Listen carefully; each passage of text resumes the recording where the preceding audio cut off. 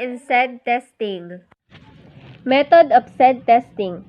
The main objective of seed testing is to assess the actual planting value of the seed in terms of its germination capacity, besides determination of percentage composition of the pure seeds, weed seeds, other crop species, extraneous matter, and moisture content of the submitted sample.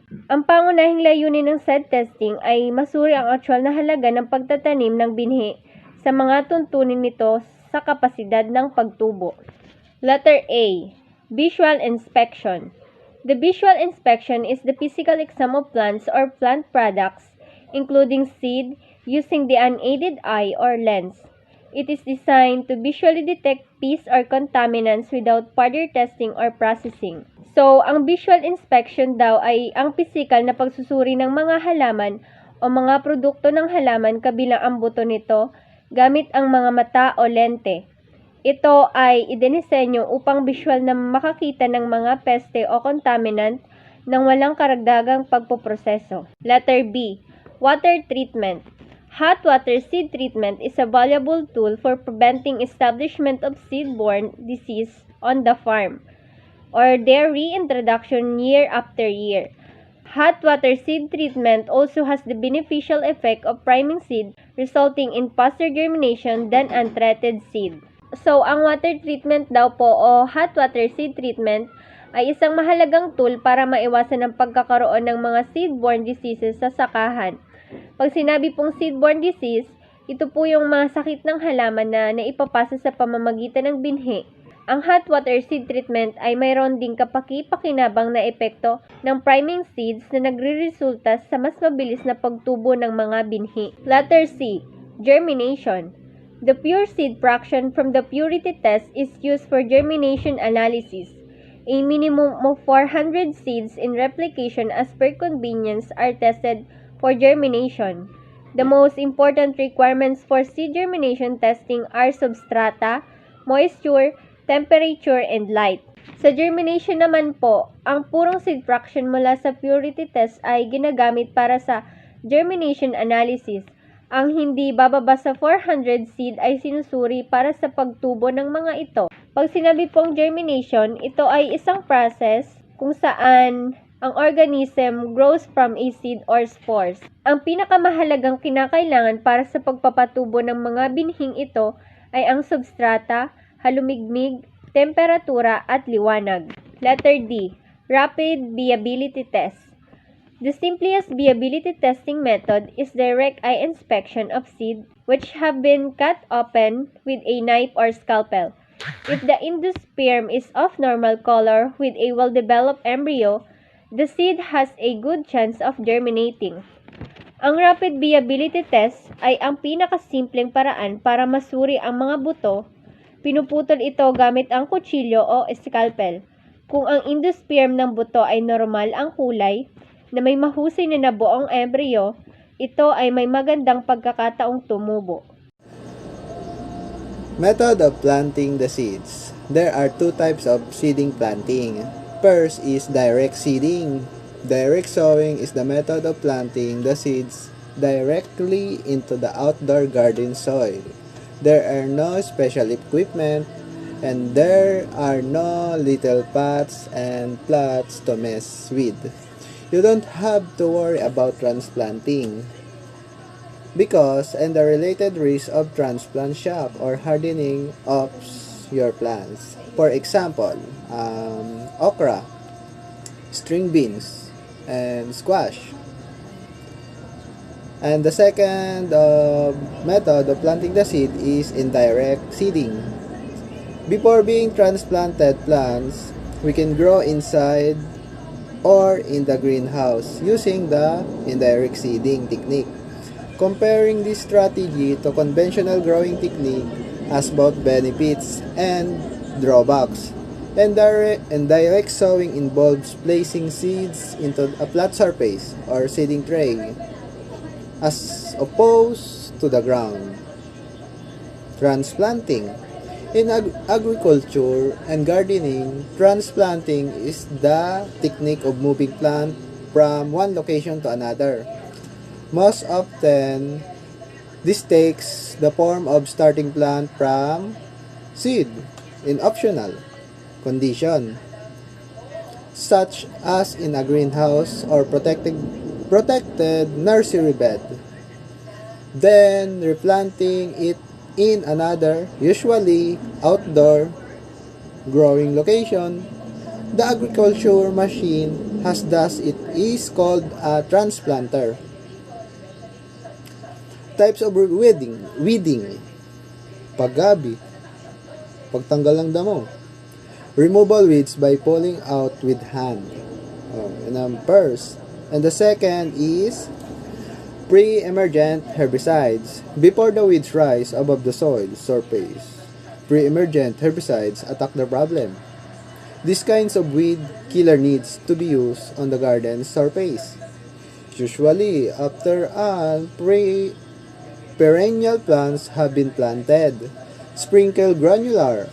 Familiar naman ata kayo sa sprinkle. Psung, psung. Sprinkle granular herbicides on the garden surface after mulching. After applying the herbicides, water the gardens to help it absorb into the soil. Always read the label to ensure that applying pre-emergent herbicides to an already existing decorative flower bed is safe. The third is post-emergent herbicides. Gardeners liberally apply Roundup to their yard's landscaping. Herbicides with a glyphosate base, like Roundup, garden weeds as soon as they emerge above ground. The issue is that the pesticides can't distinguish between desirable and attractive plants. Herbicides containing glyphosate penetrate plants' roots and plant leaves. Be an active development stage. The weeds that return year after year to the garden are the best threatened with this kind of chemical. That is the post-emergent herbicide. And the third is mulches on mulches, silent L. Another method of weeding includes our more natural strategy for preventing weeds. Mulches are usually by gardeners to prevent weeds from receiving sunlight on a problematic garden bed. A thick is 3 to 4 inch layer of mulch frequently smothers weeds before the plants mature and produce seeds to keep weeds under control. This approach, which provides some weed resistance, should be used in conjunction with routine cultivation, which can be suppressed for a season or two by placing pine mesh with screen benefits a mulch layer. These opportunistic plants eventually manage to emerge the weed screen layer through mulches aid with situational management and make weeding easier for the gardener. Thank you. By the way, this is my report about method of planting the seeds. Thank you. Type of weeds. Number 1 is the annual weeds. Annual is a plant which germinates, flowers, sets seeds, and dies within a single year. All annuals spread only by seed. Ang annual po daw na halaman ay tumutubo mula sa seed, lumalaki, namumulaklak at nagtatakda ng mga seed, kaya kinokompleto po ang kaniyang life cycle po sa loob ng isang taon. The next is the pigweeds. Pigweeds are eric summer annual plants that germinate from seed during late winter through summer. Ang pigweeds daw po ay tumutubo sila during huling bahagi ng taglamig po hanggang tag-init. Also, ang pigweeds po ay karaniwang itinuturing na mga damo ng mga magsasaka at hardinero dahil sila po ay umuunlad sa mga disturbed soils. The next po is white mustard. Mustards are winter or summer annual broad-leaf plants and sometimes biennial. Mustard species vary greatly and there are regional biotypes for most species. Cultivars of some mustard have been developed for oil, seasoning, and fodder. Also po, ang white mustard is a herb. Ang seeds niya po ay ginagamit to make medicine. Ginagamit po ito ng mga tao for clearing the voice and pwede din po i-apply directly to the affected area for cough and colds. The next is the crabgrass. Crabgrass may be an annual grassy weed, but it certainly seems to be perennial problem for homeowners. Preventing it every spring can be done, but without knowing more, that because the normal expectation and need every year. Ang crabgrass po, also tinatawag siyang fingergrass. Ito po ay lubhang masustansya at ginagamit ng mga magsasaka para sa pastulan ng mga hayop. Ang seeds po ay nakakain at ang halaman po ay itinuturing na high amount of grain. So to control po crabgrass, ang pwede pong gawin is first, A. By pasturing farm animals, B. By cultivation using hook, C. Preventing them from producing seeds. Number 2 is Abanilla weeds. Vinyl weeds usually live for 2 years. In the first year, seeds germinate and grow without flowering, forming what is called a rosette. A rosette is a plant forms with no central stalk. All leaves in a rosette arise from close to the soil surface as in thistle. Ang mga binyal ay mga halaman daw po na tumutubo sa loob ng 2 season. Ngunit hindi po sila namumulaklak hanggang sa ikalawang taon. Ang mga binyal po ay mga halaman po na kagiliw-giliw dahil pagkatapos po ng kanilang pangalawang panahon, sila po ay magdadrop ng seed and in 2 years po magkakaroon po sila ng pamumulaklak mula sa isang new generation. The next po is a wild eggplant. A bushy, eric, and spiny plant used horticulturally as a rootstock for eggplant. It is a half-woody herb, 1 to 3 meter high, branches covered with short, scattered spines and in most part with stellate-shaped hairs. Leaves alternate, ovate to oblong-ovate, 10 to 20 cm long with sinuate lobe margins. Flowers are many, white about 1 cm long. Stamens are 4 yellow anthers united into a cone. Ang wild eggplant po is also classified as Solanium torbum, commonly used po at rootstock for grafting po ng mga domesticated eggplant species and for tomato species to improve po ng disease resistance in areas where bacterial wealth. The next is the goat beard, primarily a weed of pastures, high field and other forage, but is also found in nurseries, orchard, and along roadsides. Ang goat's beard po ay isang showy plant growing up to 6 feet tall in large bushy clumps. Ito po ay namumulaklak from late May through mid-July. The next is the wild carrot, also known as Queen Anne's lace, is a biennial broad-leaf plant. Wild carrot form a rosette of leaves the first year, then flowers, produces seed, and dies the second year. It forms a deep, whitish taproot that has a distinctive carrot odor. Ang wild carrot po ay isang maladamo na binyal. Ito daw po ay nagsisimula bilang isang rosette sa unang taon. Ito po ay lumalaki sa pagitan ng 1 to 4 na talampakan at mabalahibo po ang tangkay. To control po ng wild carrot, ang pwede pong gawin is A. By plowing and after is harrowing, follow planting clean crops there are 15 to 30 cm high. B. Spraying the weeds when. C. By pulling the weeds when they are still small. Perennial weeds. Perennial weeds are plants that live more than 2 years. Perennials reproduce from seeds and vegetative parts such as creeping roots, rhizomes, bulbs, tuber, below ground and root like stems or stolon, above ground stem that produce roots.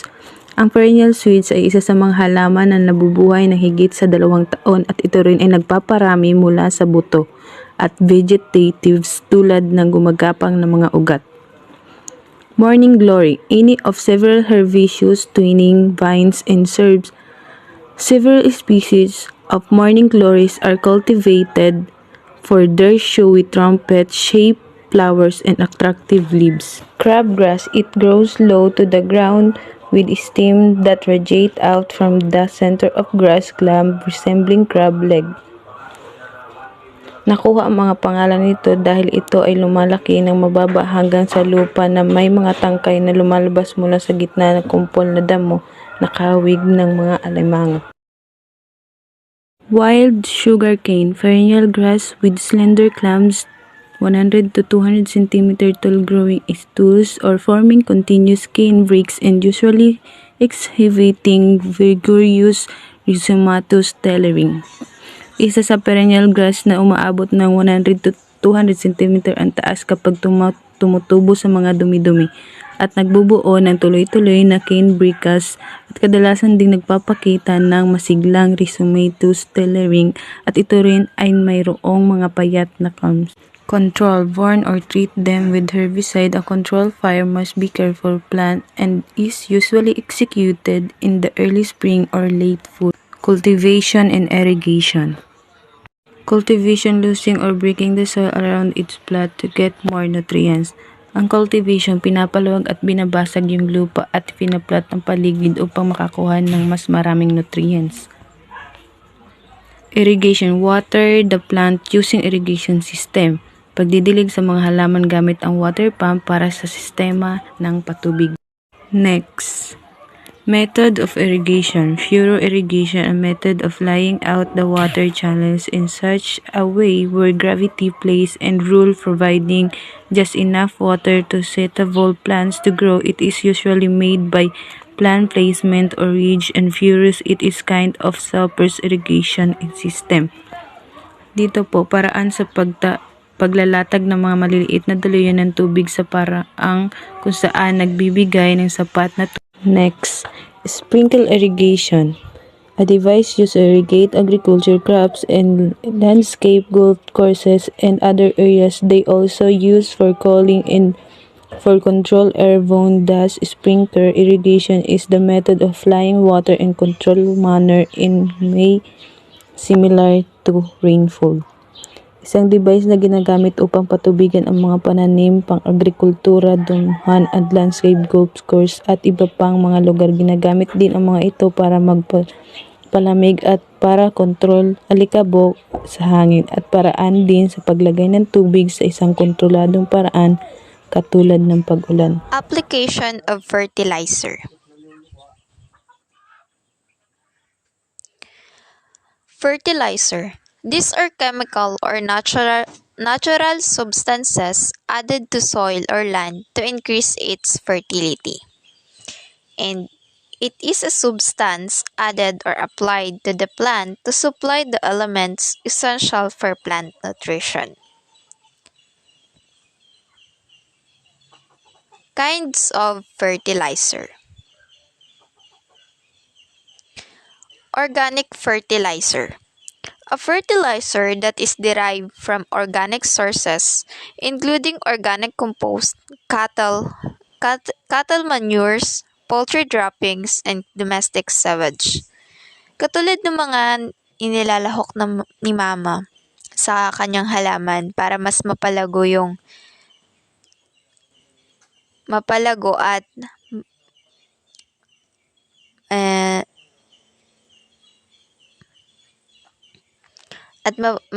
bumulaklak ang kanyang halaman.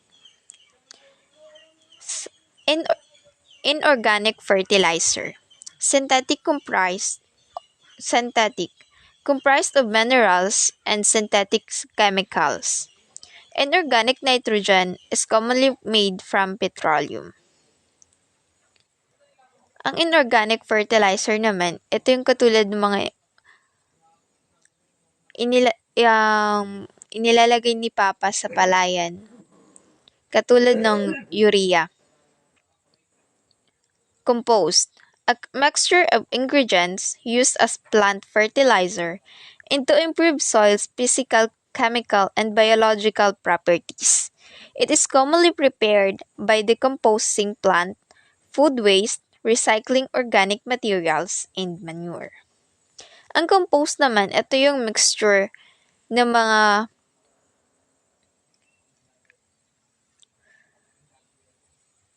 ng mga nabubulok na prutas, gulay, at iba pa.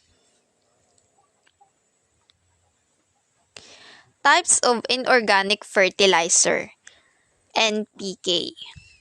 Stands for nitrogen, phosphorus, and potassium. Single element. Single element contain only one of the three major fertilizer elements. Example of this is urea. Double element. Contain two major fertilizer elements. Example of this is ammonium phosphate. Complete element. Contain all the three major fertilizer elements. Example is 14, 14, 14. Next. Different method in applying fertilizers. Broadcast. A method by which fertilizer is applied on the surface across an entire field. High-capacity fertilizer spreaders are often used, which suspend dry fertilizer or spray liquid fertilizer on the soil surface or on a growing crop. Ang broadcast naman, ito yung paghahasik ng mga fertilizer sa katulad ng ginagawa ni Papa sa palayan. Side dressing.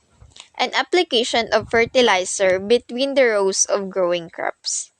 Ang side dressing naman, ito yung pag-a-apply ng fertilizer sa gitna ng bawat tumutubong halaman. Ang foliar naman means that you are feeding plants by applying liquid fertilizer directly to the leaves or as opposed to in the soil. Ang magandang halimbawa ng foliar is yung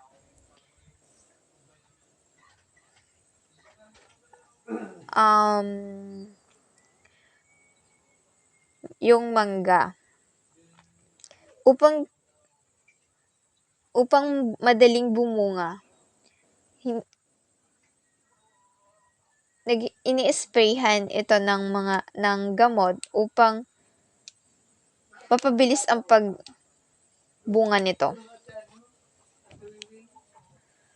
Banned or localized. Used in the agriculture industry to improve crop yields by applying fertilizer right behind the pressed wheel.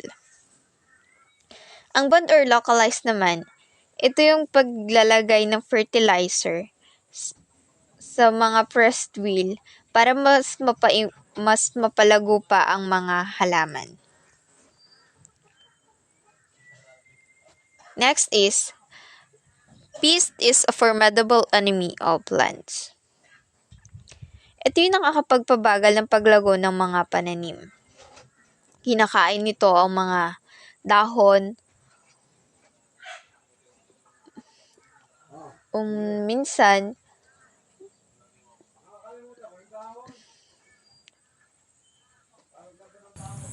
Insect pest diseases in their control.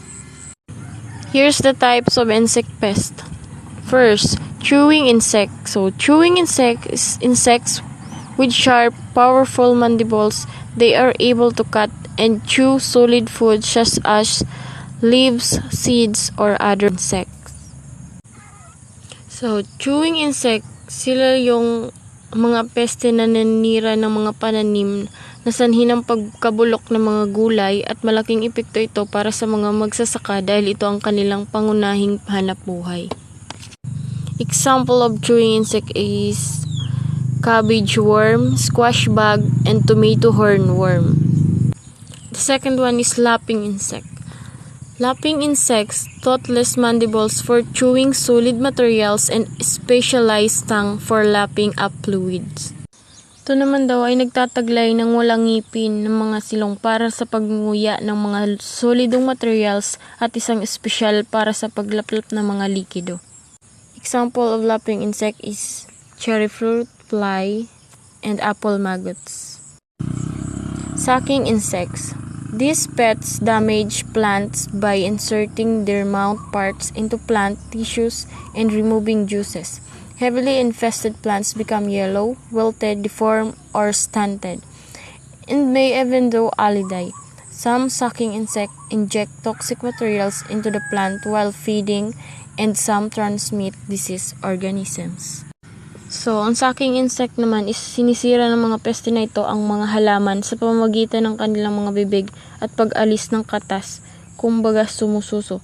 At kaya ang mga halaman is nagiging dilaw, nalalanta o nababansot at namamatay kalaunan.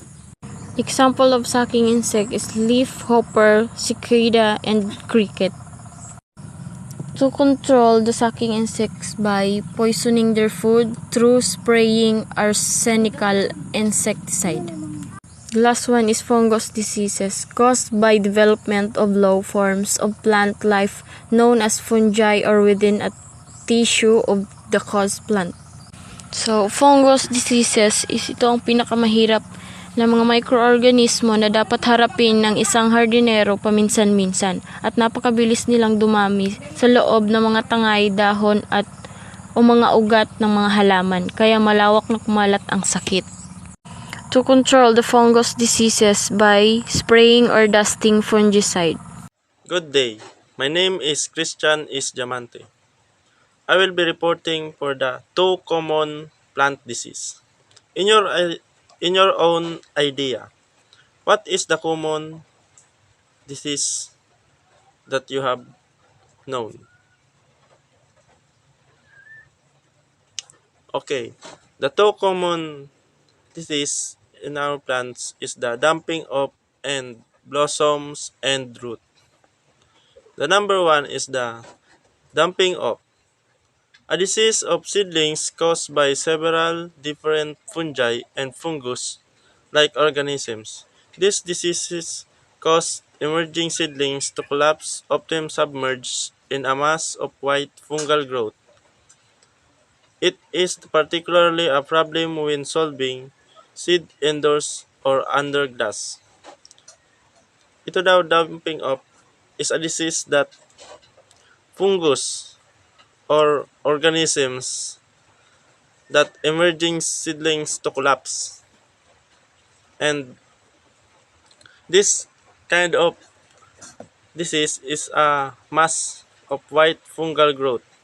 It is particularly a problem when sowing seeds in outdoor and indoors glass.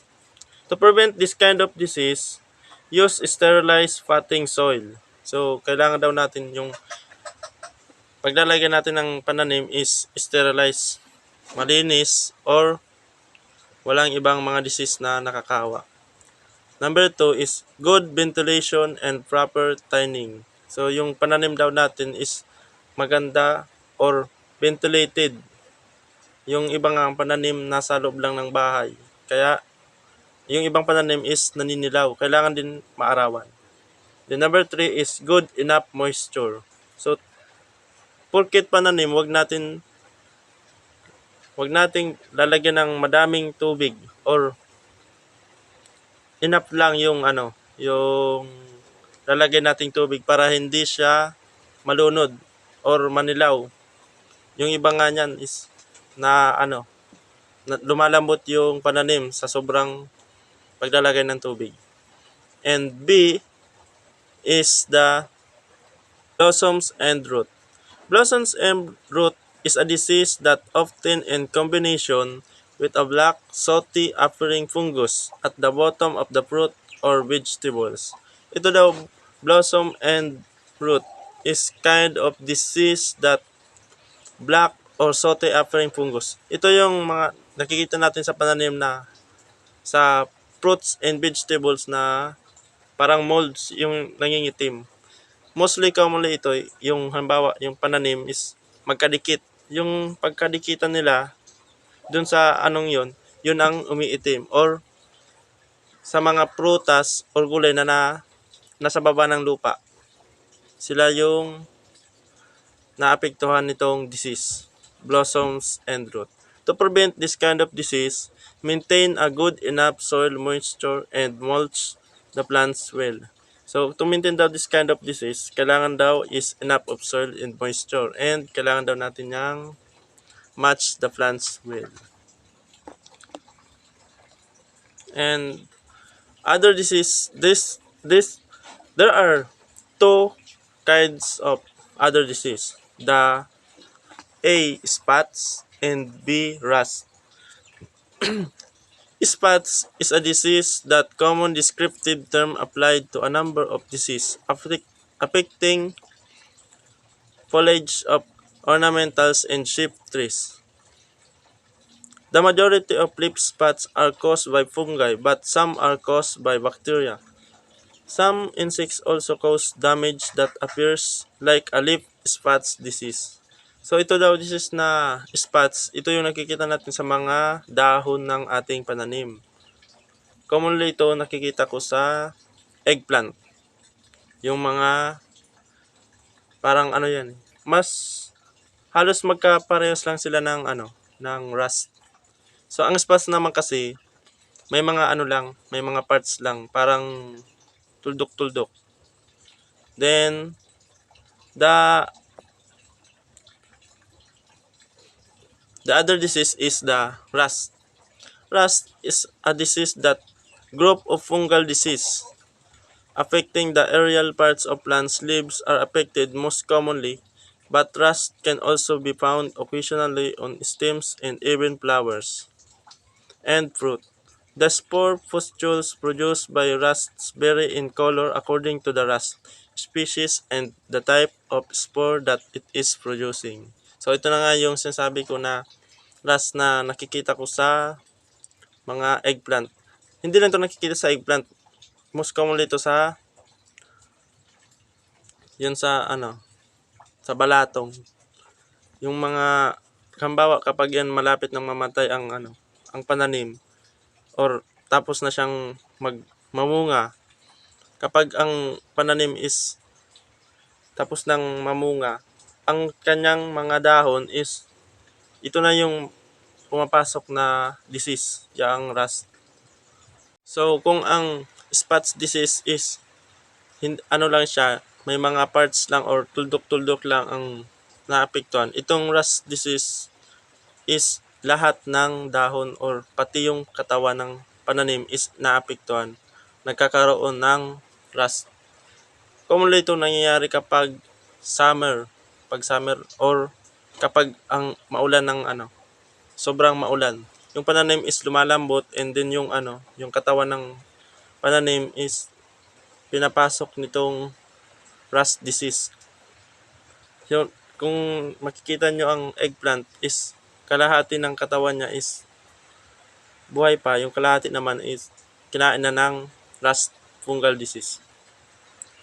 So that's all the two common disease, the dumping of disease and the blossoms and rot. And the other two disease are the spots and rust. That's all. Thank you. Now, we're going to discuss about the types of plant disease and their cure.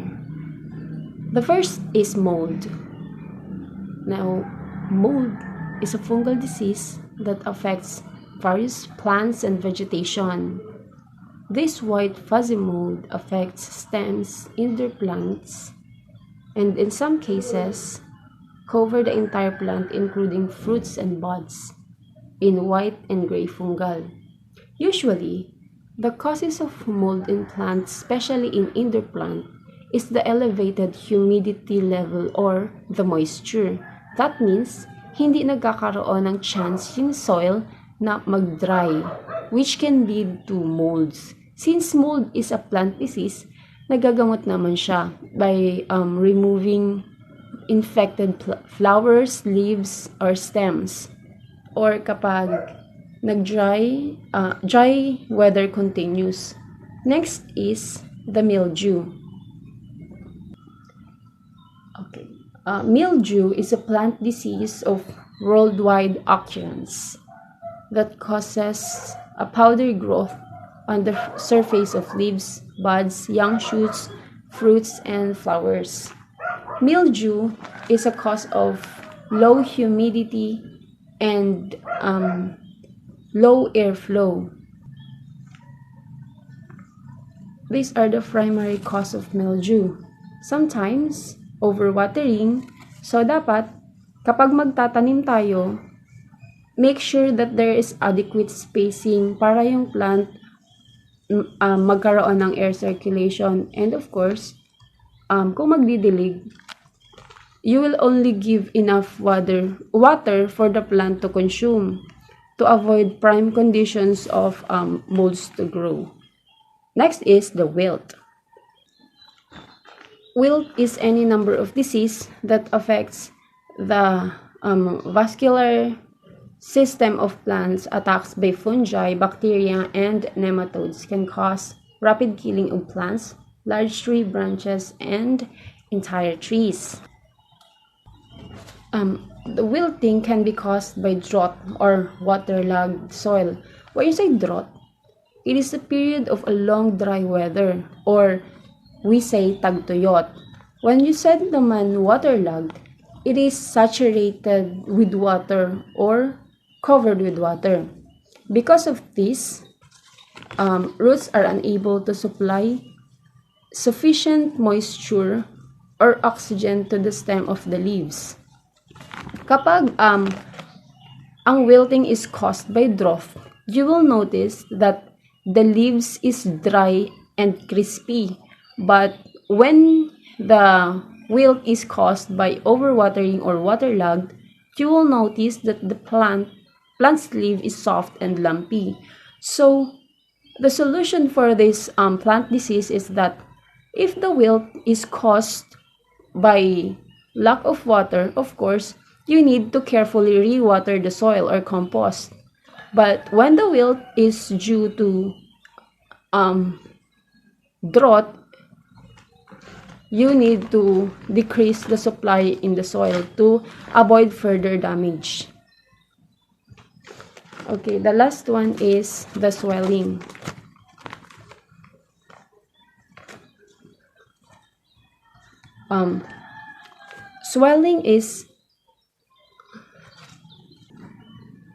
Swelling is a disorder of plants caused by roots taking up more water than the leaves can transpire.